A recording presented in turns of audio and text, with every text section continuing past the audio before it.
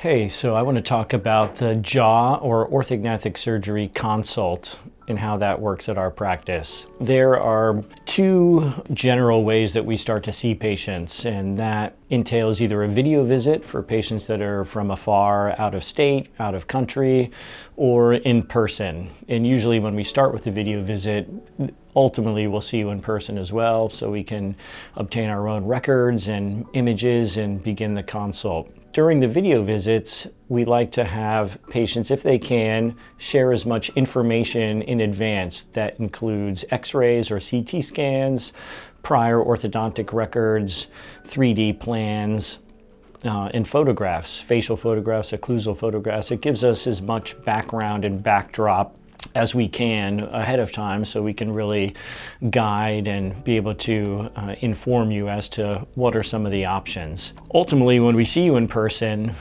we begin by a history, which entails what are the issues or what are the reasons that you're seeking jaw surgery? Is it coming from you, and is it because of a referral from someone? What are the things that bother you? We tend to focus a lot on looking at the bite or the occlusion. We look at your airway, how your breathing is, if you have snoring or sleep apnea.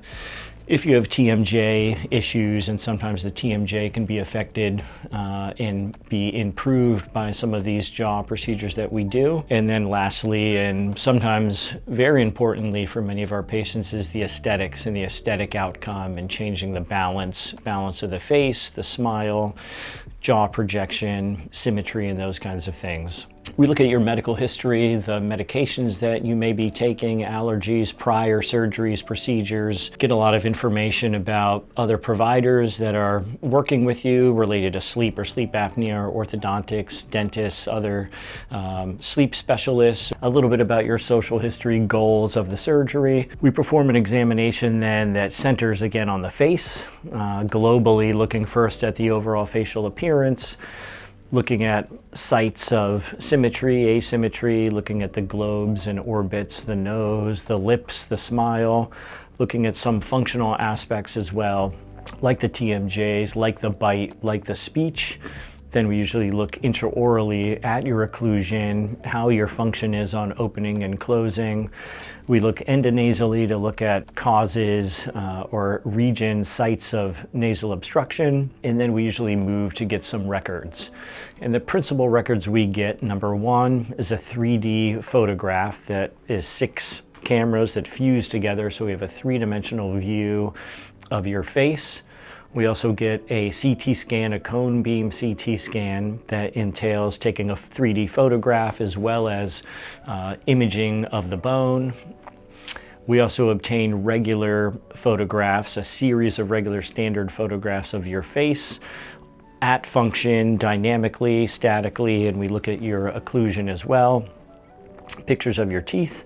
And then we hone in and we sit down together and we look at the 3D photo, we look at your CT scan, and again, we're focusing on these areas, doing quantitative analysis, some qualitative assessments as well, where we look at your airway space behind the tongue, related to the nose, related to the palate, related to the width of your upper jaw. We look at the TMJs and are assessing for asymmetry, arthritis, functional limitations. We look at the position of the jaws in space, and we start thinking about how we might move the jaws in space to optimize both functional concerns and aesthetic concerns, to advance your chin or to change the position in space and open your airway. I feel that this is very informative for both the patient and his or her family members that may be with the patient at the visit, and we give you a copy of that CT scan and some of our initial assessments if needed. Following this, we usually talk about what goes into the surgery and the sequence, the steps leading up to the surgery that may entail some orthodontic care or pre-surgical orthodontics.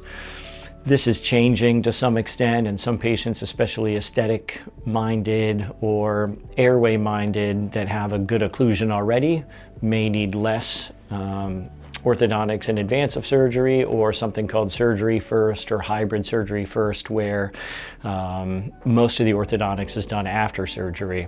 After we look at the various steps and optimization and understand what the patient goals are, I usually talk a little bit about the surgery and the surgical experience, what goes into it, the length of time, and our center, typically an upper lower jaw genioplasty, so double jaw genioplasty and adjunctive procedures, takes anywhere from 2 to 4 hours, performed in our surgical center.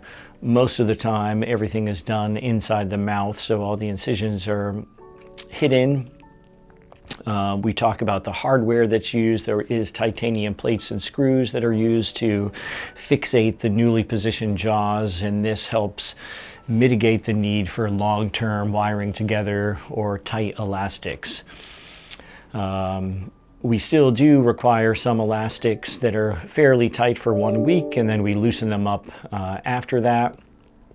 The patient experience in the center entails usually an hour or hour and a half in the recovery room, followed by close follow-up. We usually discharge you and have a nurse come visit you the first night. We see you the next day, obtain a new CT scan, and check in on your post-op care. We'll talk a little bit more in a future video about some of the post-op expectations, the medications we use, the length of time edema or swelling sticks around, and those sorts of things. The other thing we talk about in the consult is the post-operative timing in terms of limitations of certain things and the time back to school or work or heavy activity.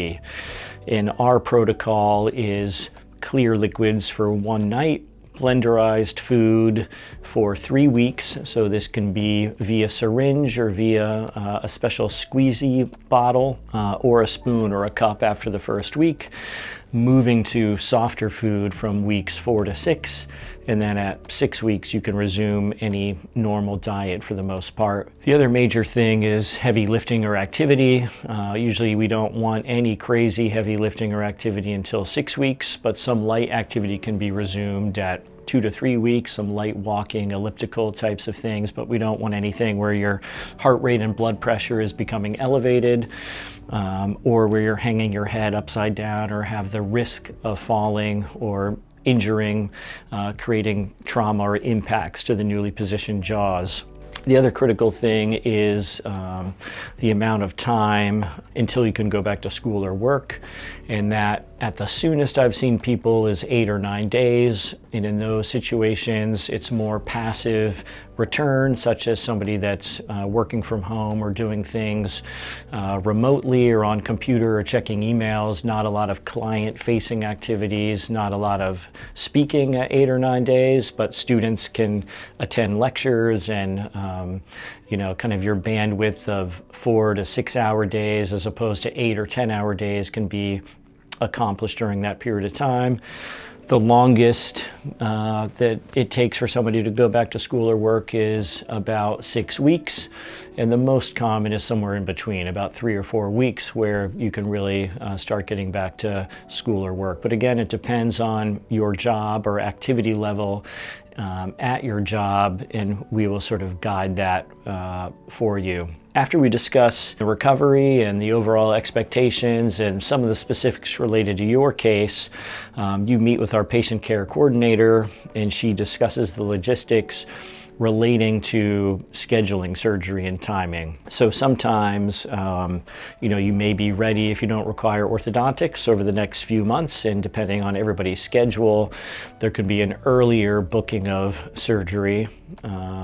In other cases, a significant period of orthodontics may be required or other medical optimization, and you may not be ready for the surgery for a year or a year and a half. So hopefully we have some sense of that prior to when you're leaving the consult, and some of the other logistic aspects related to additional adjunctive procedures that will be happening, wisdom teeth extractions, facial bone implants, fat grafting, submental liposuction, TMJ procedures, other aspects that go along with this surgery will be explained, and there'll be an understanding of fees and costs and expenses. Additionally, sometimes we think about things in terms of some phases. So we know that the nose might change during jaw surgery, surgery, and or there's some functional or aesthetic concerns of the nose too.